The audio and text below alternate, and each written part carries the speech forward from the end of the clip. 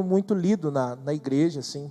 Eu já vi algumas vezes alguém ministrar sobre o profeta Abacuque, mas por fazer parte ali da categoria dos profetas menores, esses livros que têm menor conteúdo, a gente vê poucas vezes alguém falando sobre esses profetas, que tiveram um papel muito importante para a história, para a nação de Israel, aqui de uma forma mais específica, para ajudar no Reino do Sul. O profeta Abacuque, né, é interessante que no início do seu livro, se a gente ler os primeiros versículos, ele mostra alguém que está com o coração muito angustiado, alguém que está atribulado de coração, se eu pudesse usar essa palavra. Daquilo que a gente consegue entender aqui e ver no livro do profeta Abacuque, além da função profética que esse homem tinha, a gente percebe também que muito possível que ele era um levita na casa do Senhor. Ele tinha a função tanto do cuidado da casa de Deus, como uma função também musical. E aí a gente olha para um personagem como esse, e não dá para pensar que quando Deus o chamou para ser um profeta, quando Deus o chamou para ser um levita, não dá para imaginar ele com o coração atribulado que ele está no início do livro. E aí, pensando nessas coisas, eu fiquei analisando a caminhada cristã de todos nós. Quem não nasceu no berço evangélico, normalmente chega na igreja muito angustiado, com alguns problemas, algumas decepções que a vida traz, né? Porque a vida é uma beleza, é muito bom viver. Mas, no entanto, a gente sabe que se a gente deixar de ter aquele ar de conto de fada, a vida é difícil. A vida tem dias difíceis, tem problemas, situações que chegam, que batem na nossa porta, e que se a gente não toma cuidado com o nosso coração, vai nos carregando. Só que quando a gente chega para Jesus, quando a gente chega na igreja, a gente começa a ouvir o evangelho, a pregação, aquela pregação avivada no domingo, Deus usando aqui poderosamente os seus servos, parece que o coração vai aliviando, vai limpando, vai tirando aquele peso, vai arrancando, né, aquelas coisas tão difíceis. E quando a gente menos espera, sem fazer força, um dia a gente ouve um apelo, um convite para quem quer aceitar Jesus, a gente vem aqui à frente, alguns em lágrimas, chorando, né? Alguns já viveu essa experiência, né? Diante do altar, com lágrimas, chorando. E sabe por que aconteceu isso? Porque o seu coração já foi limpo, já foi purificado, a palavra já arrancou aquelas dores, já tirou aquele mal que estava na sua vida. E como presente de Deus, Deus começa a te encher do Espírito Santo. Você começa a se encher, você começa a buscar a Deus, você começa a orar, você quer ser batizado com o Espírito Santo, você quer dons espirituais, você já pede o batismo nas águas. E aí aquele coração que estava tão cansado, tão atribulado, cheio de coisas ruins, se torna um coração cheio da presença de Deus. É maravilhoso essa transformação. Acredito que todos nós vivemos isso. Só que a mesma bênção que a igreja é para quando nós chegamos, se a gente não toma cuidado com o coração, ela, depois de algum tempo, começa a se transformar num grande peso. E esse profeta, eu estou fazendo aqui uma imaginação, com certeza ele viveu esse processo, de coração que se esvaziou para se encher de Deus. Só que com o passar do tempo, com as suas funções proféticas e função também como um levita, ele começou a observar algumas coisas que começou a trazer angústia para o seu coração. Ele começou a observar que o povo, que era chamado de povo de Deus, vivia dentro de um padrão de injustiça terrível, de imoralidade. Eles diziam que adoravam a Deus, mas adoravam a outros deuses, e fazia tudo aquilo que aborrecia o coração de Deus. E o profeta começou a se carregar dessas coisas que estavam à sua volta. Essas coisas começaram a afligir o seu coração. E do dia para a noite, sem ele perceber, ele que com certeza chegava com um cântico de alegria na casa do Senhor, ele que com certeza se preparava para fazer o melhor para Deus, daqui a pouco ele estava como no começo do livro, evangelista Andros, chegando diante de Deus e dizendo: até quando, Senhor, eu vou clamar e o Senhor não vai me escutar? Até quando eu vou gritar violência e o Senhor não vai me ouvir? Esses são os processos inversos que vai acontecendo na nossa vida, se a gente não toma cuidado com o nosso coração. A gente chega cansado, cheio de coisas terríveis que o mundo coloca no nosso coração. O Espírito Santo vem, limpa, liberta, a palavra de Deus vem, limpa, purifica, e aí a gente vem andando cheio da presença de Deus, mas se a gente não toma cuidado, a mesma fonte de água doce que trouxe paz, que trouxe bênção, começa a nos carregar, porque daí já vem o compromisso, já vem a comparação, a gente começa a olhar para o padrão dos outros irmãos da igreja, como eles adoram, como eles fazem as coisas, e começamos a questionar, por que o pastor permite que aquele irmão pregue, por que o pastor permite que aquele irmão cante, por que o pastor permite que aquele irmão vá na igreja se ele faz isso, e a gente vai deixando aquele coração que estava vazio, e que se encheu da presença de Deus, começar a se esvaziar da presença de Deus, e se encher de coisas que não agradam o coração do Senhor. E aí a gente começa a vir à igreja às vezes só para questionar.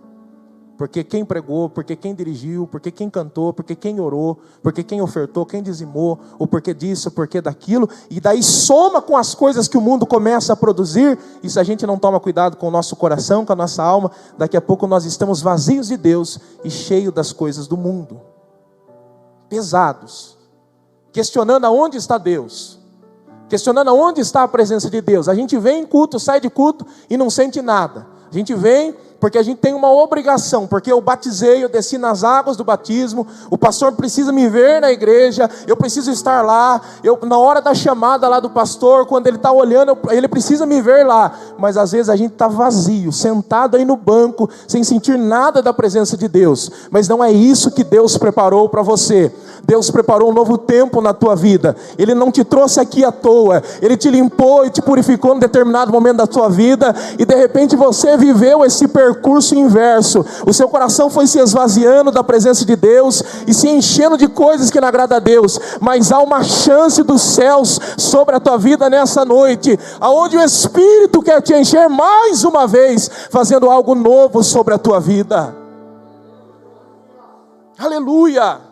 O livro do profeta Abacuque mostra um Deus que está ministrando sobre o coração de alguém que está aflito. A gente pode observar que não tem, ele é um livro profético, mas não tem tantas profecias. Tem algumas profecias do capítulo 2 contra a Babilônia.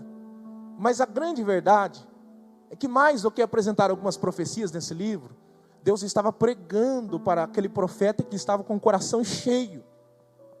Na pregação que Deus está fazendo para ele, Deus está dizendo que ele conduz o caminho da forma que ele quer. Porque o profeta está dizendo, onde está o Senhor? Por que o Senhor não faz nada nessa situação? Eu estou gritando, eu estou clamando, eu te sirvo, eu venho aqui na igreja cantar, eu venho aqui na igreja entregar o meu dízimo, eu venho aqui na igreja prestar oração, eu faço o trabalho certo, todo mundo está errado e o Senhor não faz nada. Ele começou assim o livro. E agora Deus vai falar para ele, rapaz, eu estou vendo tudo isso. Escute isso, já estou dizendo algo de Deus para alguém. Fique tranquilo. Não baseie a sua vida pela forma que o seu irmão adora a Deus, pela forma que ele caminha com Deus. O negócio é você e Deus, é você que é o adorador, foi você que ele chamou. Se o teu irmão não quer adorar, se ele não quer fazer certo, o negócio de Deus é com você. Então você adore, você faça certo, você esteja na presença de Deus de coração aberto. E aí Deus começa a falar com ele, rapaz, eu conduzo o processo, eu vou levantar uma nação, que vai vir com poder contra a nação, contra Judá. E é claro que ele fica irado contra Deus. Senhor, mas que negócio é esse? Eles são mais ímpios do que nós. Olha como que nós somos. A gente quer justiça de Deus, mas a gente quer justiça no nosso padrão, não no padrão que Deus quer fazer. A gente diz, Deus, faça a tua vontade na nossa vida, mas a grande verdade é que a gente quer a vontade do nosso coração. E aqui Deus está dizendo para ele, eu faço as coisas da maneira que eu quero. Eu vou levantar essa nação, vou trazer juízo sobre a nação de Judá. E você, rapaz, capítulo 2, versículo 4, viva pela fé, o justo viverá pela fé. Deus está sacudindo o profeta Abacuque, dizendo, rapaz, cuida da sua vida e viva com fidelidade. Muitas coisas vão acontecer na caminhada cristã, coisas que vão tentar te roubar da presença de Deus, coisas aqui dentro e coisas lá fora, mas a gente tem que ser fiel a Deus, a gente tem que ser fiel ao propósito, fiel à chamada, fiel àquele momento que a gente veio aqui à frente e ergueu a mão com lágrimas, dizendo, Senhor, eu te aceito como Senhor e Salvador da minha vida. Temos que honrar os nossos votos com Deus. E é isso que o profeta está recebendo do Senhor, esta ministração. E como resultado disso, de Deus tratar, de Deus falar com ele, eu chego aqui no capítulo 3, versículo 2, que é o tema. Deus falou com ele. Ele ouviu a voz de Deus. Ele ouviu a palavra do Senhor. E aí ele vai olhar para o Senhor e como canto, como uma canção, ele vai dizer: ouvi, Senhor, a tua palavra. Eu frisei isso no começo com os irmãos. Você sabe qual que é o meu grande medo desse tempo, dessa geração? É que às vezes nós estamos ignorando o mais importante de todas as coisas da caminhada, que é ouvir a voz de Deus.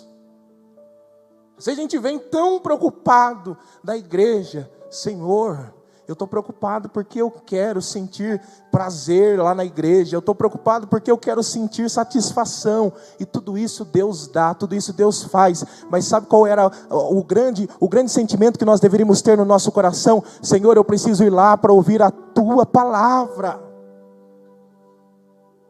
porque é a palavra de Deus que produz coisas boas em nós. Nosso Senhor Jesus Cristo, no Sermão da Montanha, lá no capítulo 7, no versículo 24, ele diz: aqueles que escutam as minhas palavras e as pratica, eu vou comparar esse alguém a alguém que construiu uma casa sobre a rocha, e que veio o vento, veio a tempestade, veio o terremoto e bateu contra aquela casa, mas não a derrubou, porque estava firme, porque ouviu a palavra do Senhor. Então a gente precisa ouvir a palavra do Senhor, a gente precisa aprender a depender da palavra do Senhor. O Evangelho de João, no capítulo 6, versículo 68, o próprio Jesus vai dizer que a palavra de Deus é fonte de vida eterna, só tem certeza de salvação, só tem crescimento de fé, só consegue vencer batalhas, só consegue encarar tempestades, terremotos e ventos, aqueles que estão firmados na palavra de Deus.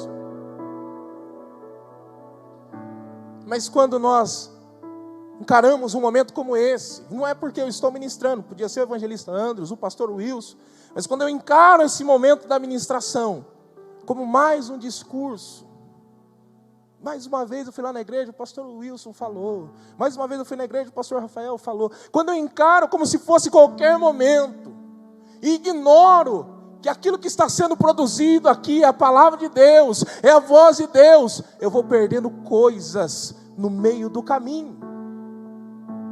Uma delas é a fé, porque o apóstolo Paulo diz que a fé vem pelo ouvir, e ouvir o quê? A palavra. Então se eu não ouço a palavra, se eu não dou valor para a palavra, eu começo a perder a minha fé. É o processo inverso. Tudo aquilo que Deus fez, que te limpou, te carregou, que produziu coisas boas, se eu não tomo cuidado, eu vou rejeitando a voz de Deus, eu vou rejeitando a palavra de Deus, eu vou me esvaziando e vou perdendo alguns valores, alguns princípios que Deus estabeleceu sobre a minha vida. E aqui no caso do profeta Abacuque, ele que estava todo desorientado, atribulado no início do seu livro, depois de ouvir a palavra de Deus, ele está dizendo: eu ouvi, Senhor, a tua palavra e temi. Eu acho lindo isso, porque a primeira coisa que a palavra de Deus fez no coração daquele homem que estava atribulado, ela trouxe temor para o seu coração,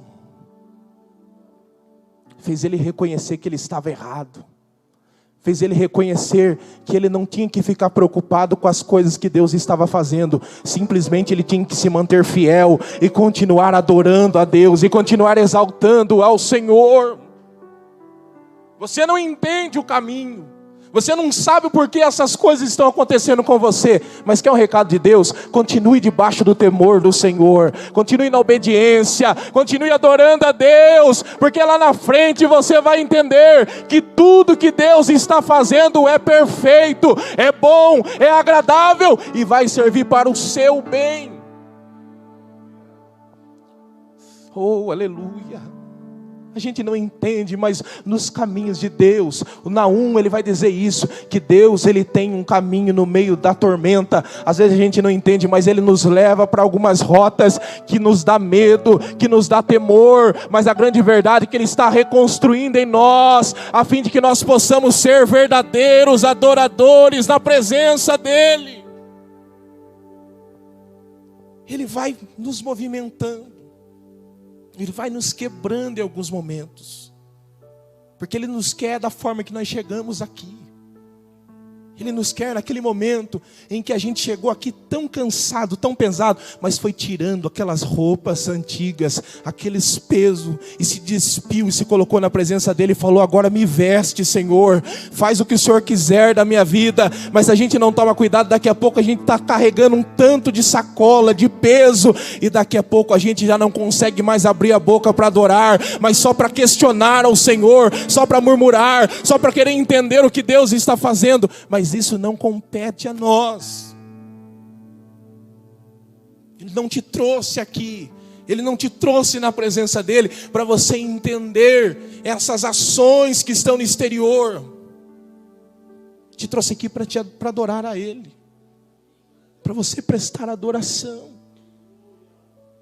E sabe por que a gente não presta? É porque está faltando isso, ouvir mais da palavra de Deus e deixar que essa palavra produza temor em nós, temor em nós, temor em nós.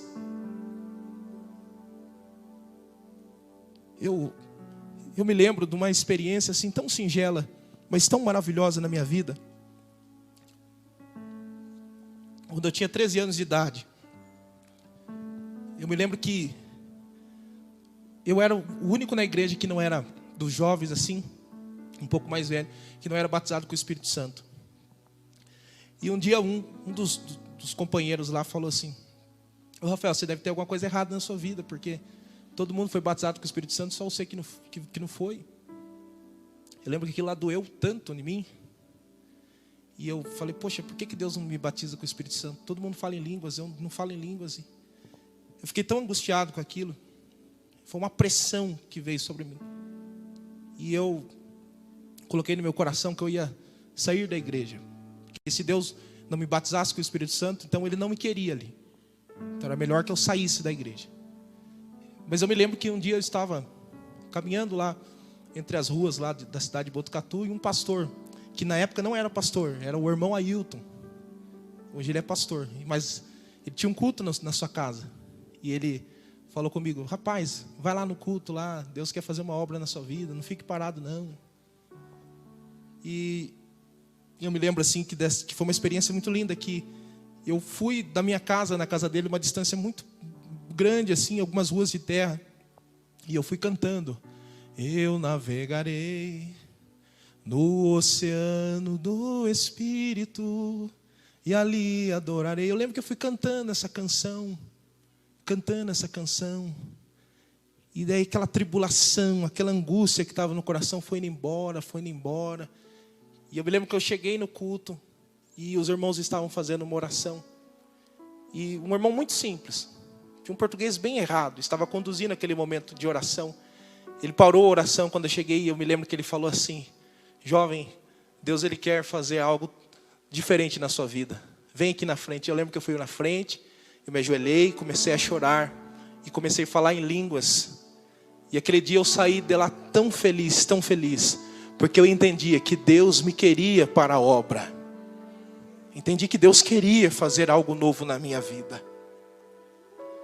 E aí quando eu olho para esse texto, me faz eu pensar em tudo isso.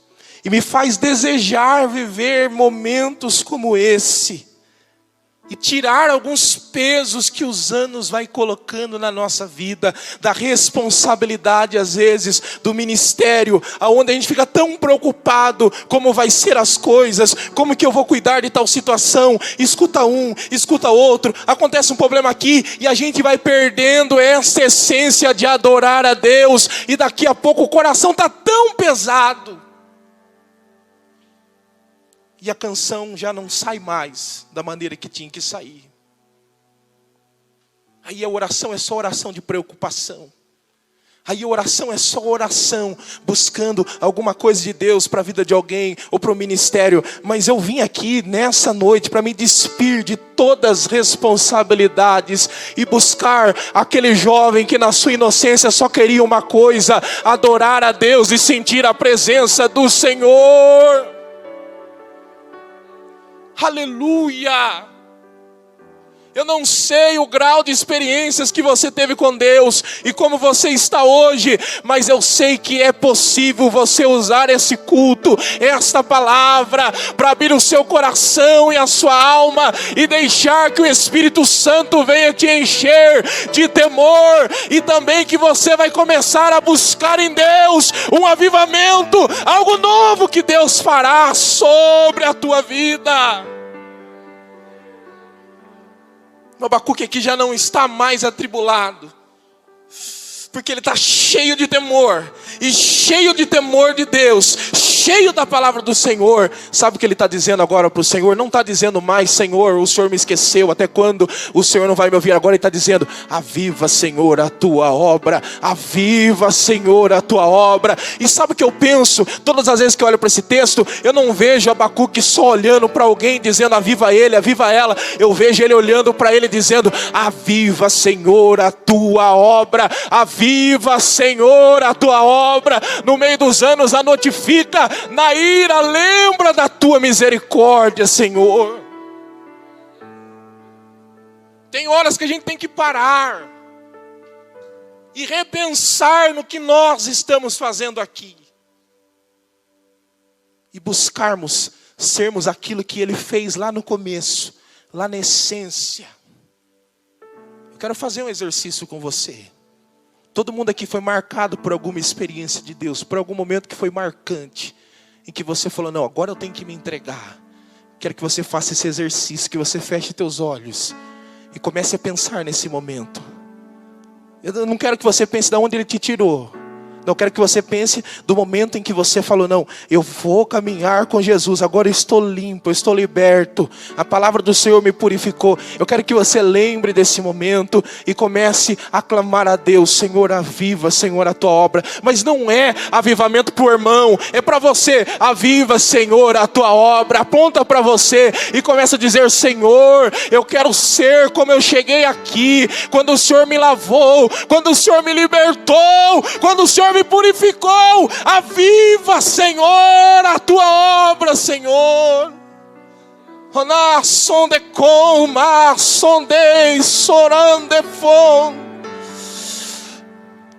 É tempo de nós buscarmos um avivamento em Deus.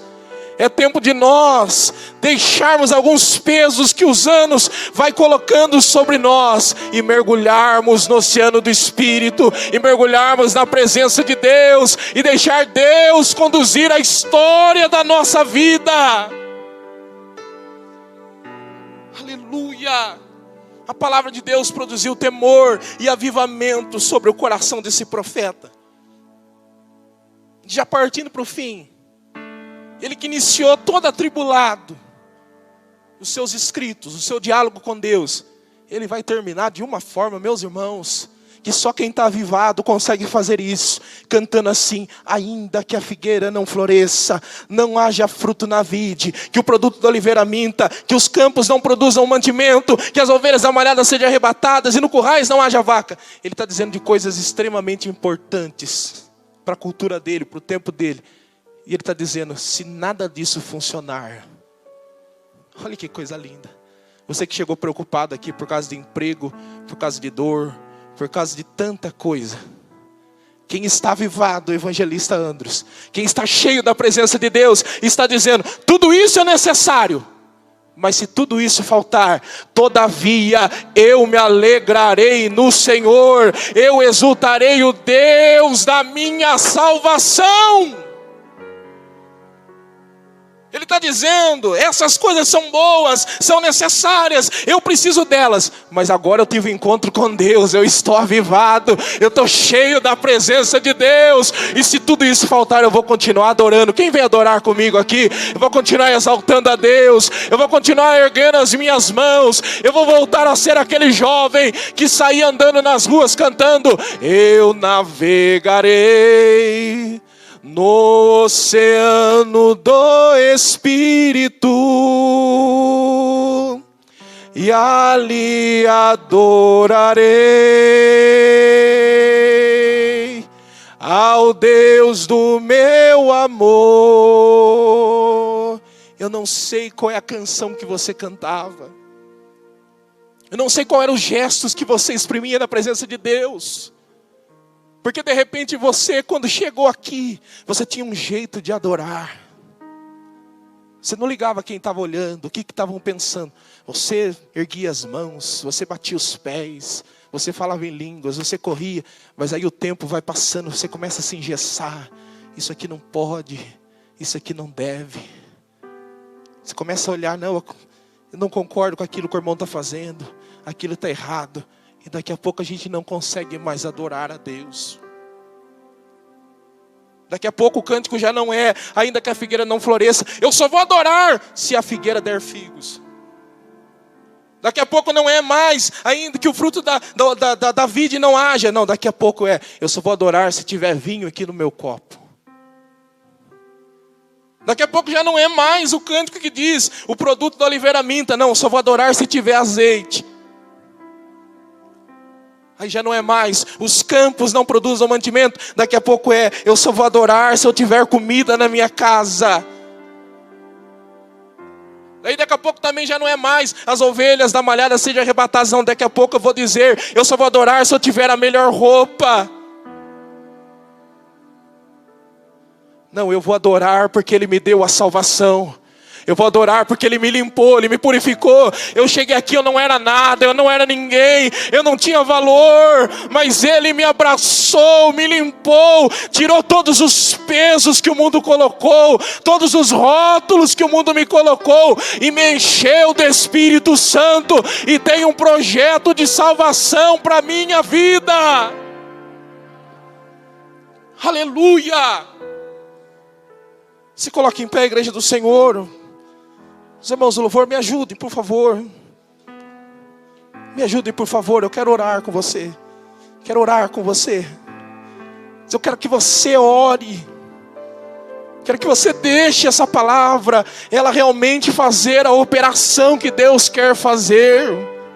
Uma operação que vai trazer temor, uma operação que vai trazer sede de avivamento, uma operação que vai fazer você relembrar da forma que você chegou e como Deus fez na tua vida, e o desejo de voltar a ser um verdadeiro adorador, que adora a Deus, mesmo quando falta um tanto de coisa, você continua adorando a Ele, você continua exaltando a Ele. Aleluia! Feche teus olhos, erga tuas mãos, comece a falar com o Senhor. É noite de nós tirarmos os pesos, as sacolas, os fardos pesados e deixar que o Espírito Santo de Deus venha fazer a obra na nossa vida. Aviva, Senhor, a tua obra. Ona sonde coma, sonde sola. Aviva, Senhor, a tua obra. No meio dos anos a notifica. Ou como tema que o Senhor colocou no coração do teu servo. Faz de novo, faz de novo, faz de novo, Senhor. Aleluia.